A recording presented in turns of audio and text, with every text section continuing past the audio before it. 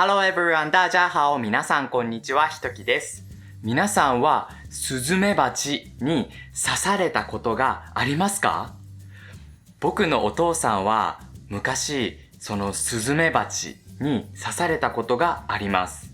なんか日本のスズメバチはとても大きい蜂で、なんか刺されるととても危ないと聞きました。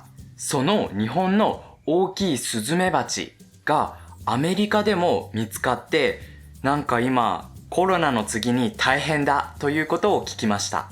そんなに大きい蜂じゃなくても、こんなに小さい蜂に刺されたらすごく痛いですよね。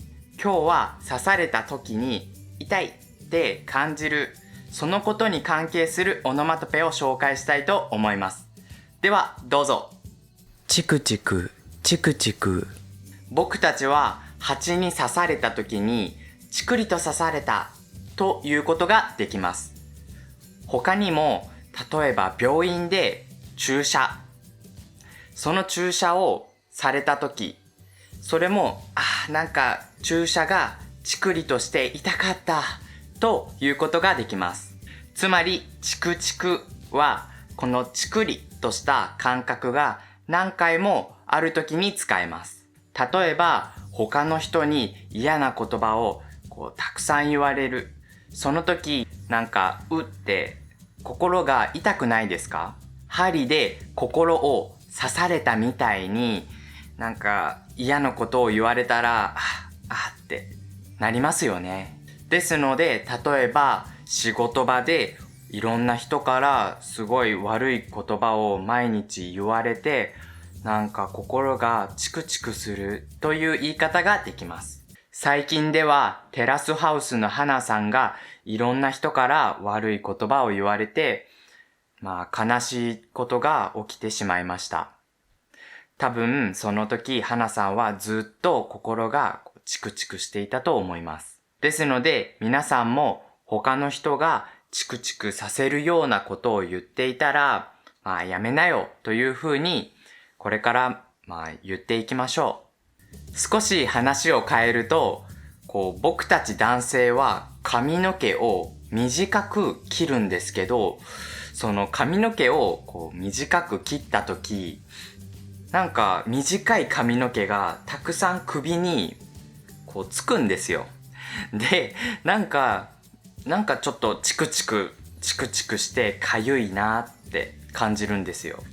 ですのでそういう時はタオルでこれを取ってもらってもいいですかというふうに聞きます。お店の人はタオルでパッパッって取ってくれます。女性の方はどうですか？髪の毛を切った時、首がチクチクする経験はありますか？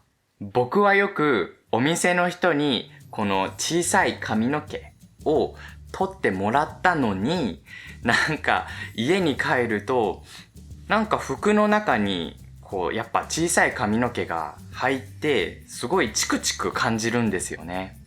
ですので僕は髪の毛を切った後すぐにお風呂に入ります。ですのでこのチクチクは別に痛くない時にもなんかちょっといっぱい刺さってちょっとかゆいなという時にも使うことができます。なんか面白い言葉でチクるというのがあります。先生に、先生、あの子が悪いことをしていましたよというふうに内緒で教えることです。例えば A 君が授業中にガムを食べていたとします。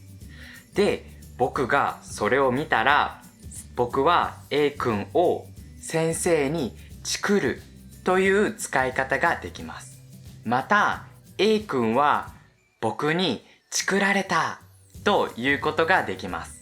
なんか僕も小学生の時に授業中寝てたんですよ。先生は気づいていなかったんですけど、なんか僕の隣の席の子が先生にそれをチクりましたね。なんか僕チクられました。その時僕は先生にチクったなバカと言ったのを覚えています。他にも悪いことをしている人がいた時にその人に、いけないんだ、いけないんだ。先生に言っちゃおう。